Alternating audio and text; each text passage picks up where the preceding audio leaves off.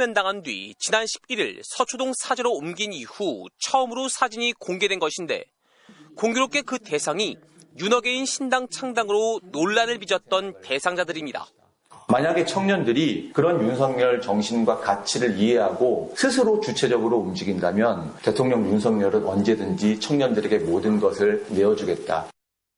더구나 논란 이틀 만에 만나면서 윤 전 대통령이 신당 창당의 배우였고 이를 실행한 이들에게 힘을 실어준 것 아니냐는 지적이 나왔습니다. 윤석열 전 대통령이 신당 창당을 배후 조종하는 것 같은 의심살만한 행위를 하는 것은 도저히 용서되지도 묵과될 수도 없다고 봅니다. 개혁신당도 윤 전 대통령의 모렴치하고 아둔한 행동이 중도층 이탈뿐 아니라 보수층 내부 분열까지 획책하고 있다고 비판했습니다. 특히 윤석열 신당 논란에 더해 극우 집회를 이끌었던 전광훈 목사까지 대선 출마와 함께 윤 전 대통령을 영입하겠다는 언급을 하면서 국민의힘은 윤 전 대통령 문제를 두고 여전히 혼란스러운 모습입니다. 현재 윤 전 대통령 탄핵에 찬성하는 경선 주자들은 안철수와 한동훈, 유정복, 양양자 후보 등 4명. 그런데 탄핵 반대파들은 오히려 당의 혼란이 탄핵 찬성파 때문이라며 공세를 펴고 있어 윤 전 대통령의 문제는 이번 대선 기간 두고두고 당내 갈등의 도화선이 될 전망입니다. MBC 뉴스 이문현입니다.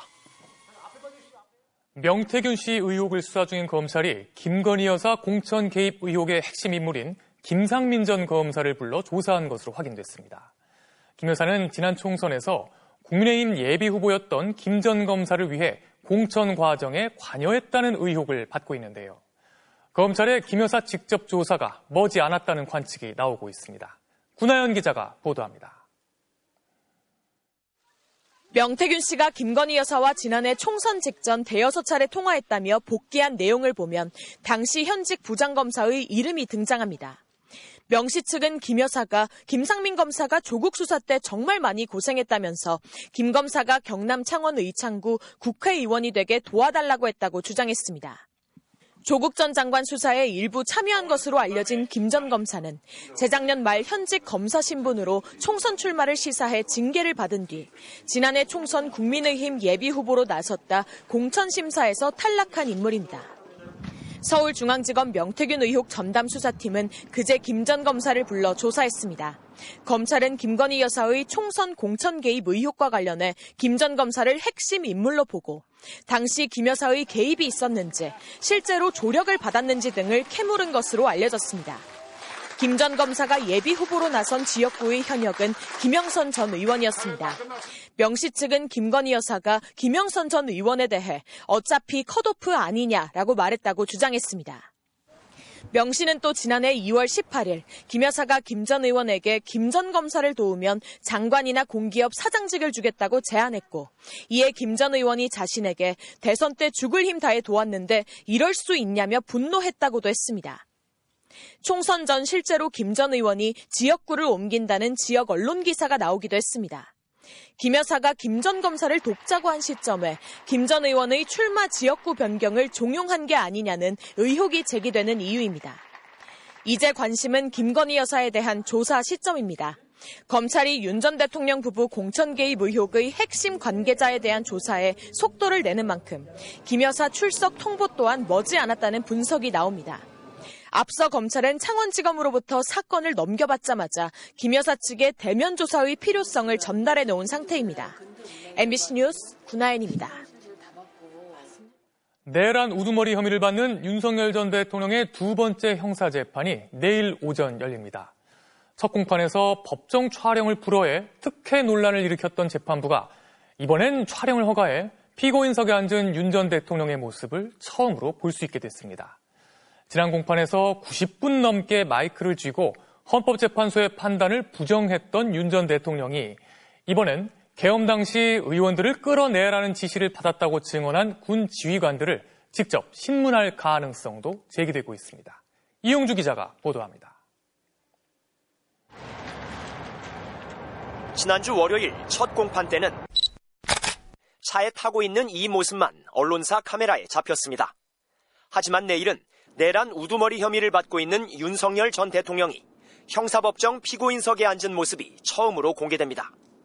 내일 오전 10시 서울중앙지법 417호 법정에서 열리는 2차 공판은 언론사 촬영이 허가됐습니다. 다만 공판 시작 전까지만 가능하고 생중계는 할 수 없습니다. 앞서 첫 공판 때는 신청서가 늦게 들어왔다는 이유로 재판부가 촬영을 불허해 특혜 논란이 일었습니다. 이번에 촬영을 일부 허가했어도 논란은 여전합니다. 전직 대통령들과 달리 지하주차장을 통한 출석을 또다시 허용해 윤 전 대통령에 대한 취재진 접근을 사실상 차단했기 때문입니다. 내일은 계엄군 현장 지휘관들에 대한 윤 전 대통령 측의 반대 신문이 진행됩니다. 첫 공판 증인으로 나왔던 조성현 육군 수도방위사령부 제1경비단장은 이진우 전 수방사령관으로부터 국회 본청안에 진입해 의원들을 끌어내라는 지시를 받았냐는 검사 질문에 맞다고 답했습니다.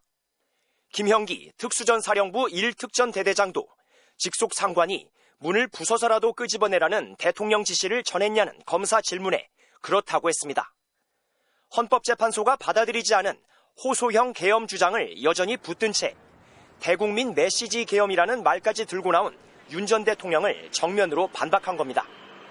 첫 공판 당시 윤 전 대통령이 마이크를 쥐고 직접 발언한 시간은 약 93분. 검찰 신문 도중 끼어들었다 재판부의 제지를 받기도 했습니다. 내일 현장 지휘관들을 상대로 윤 전 대통령이 직접 신문할지 주목되는 가운데 이들의 진술이 위법하게 수집됐다는 기존 주장을 되풀이할 가능성도 있습니다.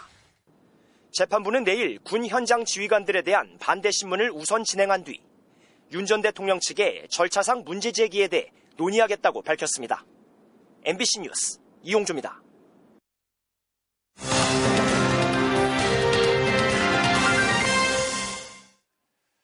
이번 대선 여론조사 어떻게 보고 계십니까? 조사는 참 많이 하는데 저마다 결과가 너무 달라서 혼란스러울 때가 많죠. MBC는 여론조사들을 분석해 정확한 흐름을 짚어주는 여론조사를 조사하다 여론 M 코너를 준비했습니다. 오늘은 양당의 경선 판세를 장슬기 데이터 전문 기자가 정리해드립니다. 지난 10월 이후 차기 대선 주자 적합도를 물은 여론조사는 모두 212개입니다. 이 가운데서도 공신력이 있는 것으로 평가되는 전화면접조사 73개의 추이와 그리고 조사회사 특성을 고려해서 여론의 정확한 흐름을 통계적으로 추정해 봤는데요. 이재명 후보가 42.2%로 가장 앞섰고 국민의힘 3강이라고 불리는 김문수, 홍준표, 한동훈 후보는 6에서 9%로 거의 비슷한 수준을 보이고 있습니다. 눈에 띄는 건 선거가 44일 앞으로 다가왔지만 여전히 지지하는 후보가 없거나 잘 모르겠다는 유권자가 5분의 1을 넘는다는 점인데요. 3년 전 대선 같은 시점에 비해 10%포인트 가까이 높은 수준입니다. 이번 주 여론조사, 여론 M이 꼽은 키워드 살펴보겠습니다. 첫 번째 키워드는 90% 이재명 후보 이야기입니다. 더불어민주당 지지층에서 이 후보에 대한 지지는 비상계엄 이후 완만한 상승세를 타면서 90%를 넘어섰습니다. ARS로 치러지는 국민 여론조사 경선엔 무당층도 포함되는데요. 이재명 후보가 32.5%로 김동연 후보의 추격을 10%포인트 넘는 차이로 따돌리고 있습니다. 이 후보는 현재 진행 중인 순회 경선에서 충청 88.1%에 이어 영남에서는 90.8%를 얻어 누적 득표율 89.56%를 기록하고 있는데요. 2002년 민주당 대선 후보 경선에서 노무현 당시 후보가 기록한 역대 최고치인 72.2%와 지난 당대표 경선 85.4%도 뛰어넘어 90%라는 새로운 지평을 열 수 있을지 관심이 쏠립니다. 두 번째 키워드는 애매한 바람, 한덕수 권한대행 이야기입니다. 한대행은 출마 여부에 대해 여전히 결정한 게 없다는 입장인데요. 그래도 이번 주 여론조사 23개 가운데 12개가 한대행을 유력주자로 가장한 조사 결과를 내놨습니다. 다자대결 구도에서 한대행의 지지율은 7에서 13% 사이로 나타났고요. 범보수 후보들 사이에서의 지지율도 점처럼 10% 중반대를 벗어나지 못했습니다. 한대행의 강점으로 꼽히는 중도층과 호남 유권자 사이에서도 비슷한 수준에 그쳤습니다. 국민의힘 일각에서 한덕수 차출론이 나오는 건 2017년 대선 국면 초기에 반기문 유엔 사무총장과 같은 돌풍을 일으킬 수 있다는 기대 때문인데요. 당시 반 사무총장의 지지율이 20%대에서 시작했다는 걸 감안하면 지금 같은 애매한 지지율로는 한덕수 권한대행 바람 미풍에 머물 수도 있어 보입니다.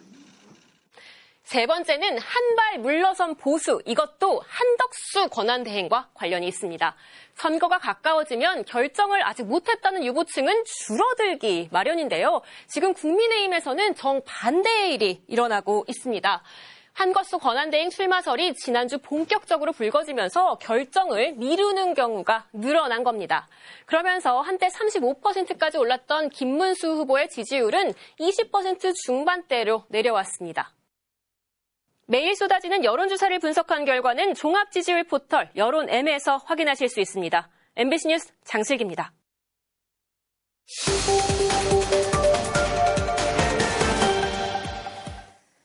대통령 선거를 앞두고 후보자들의 발언을 검증해보는 팩트체크 선택 2025입니다. 오늘 국민의힘 경선 후보 비조 토론회에서는 윤 전 대통령의 비상계엄으로 아무 일도 일어나지 않았다거나 박 전 대통령이 아무 잘못 없이 탄핵됐다는 주장도 나왔습니다. 헌재 결정과 정면으로 배치되는 발언들인데요. 이준범 기자가 따져봤습니다. 국민의힘 홍준표 경선 후보는 윤석열 전 대통령 탄핵에 반대한 건 계엄 선포로 인한 실질적인 피해가 없었기 때문이라고 말했습니다. 실질적으로 피해가 없었다. 2시간간의 해프닝이었다. 2시간 정도 됐죠? 국회에서 계엄 해제 요구권을 행사하고 그게 2시간도 안 됐을 거예요. 이런 주장은 이미 헌법재판소 결정에서 철저히 부정됐습니다. 헌재는 탄핵 결정문에서 군인들이 진입하자 국회 직원과 의원 보좌관 등이 몸으로 저지하는 과정에서 부상을 입었으며 6,600만 원 정도의 물적인 피해도 발생했다고 명시했습니다. 그러면서 국회 통제 지시에도 계엄 해제 결의안이 가결된 건 시민들의 저항과 군경의 소극적인 임무 수행 덕분이었다면서 해제안이 통과됐다고 법 위반이 중대하지 않다고 볼 수 없다고 짚었습니다. 또 국가 긴급권 남용의 역사를 재현해 사회, 경제, 정치, 외교 전 분야의 혼란을 야기했다고 지적했습니다. 실제로 비상계엄 이후 환율 급등, 주가 하락, 소비 위축으로 경제에 큰 피해가 발생한 건 수치로 입증되는 사실입니다. 이철우 경선 후보는 파면당한 박근혜 전 대통령이 아무 잘못이 없다며 옹호하고 나섰습니다.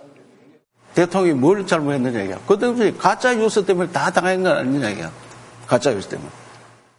박 전 대통령은 최순실의 국정 개입을 허용해 국민의 신임을 배반했다는 이유로 헌법재판소에서 파면됐습니다. 이후 4년 가까운 재판을 통해 국정농단과 국정원 특활비 상납 사건이 인정돼 징역 20년이 확정됐고 새누리당 공천 개입 유죄까지 더해 총 22년형을 선고받았습니다. 나경원 경선 후보는 더불어민주당이 국가보안법을 폐지하려 한다고 말했습니다. 이번에 공약이 방첩사 해체하겠다는 겁니다. 그리고 국가보안법 폐지 또 나오고 있습니다.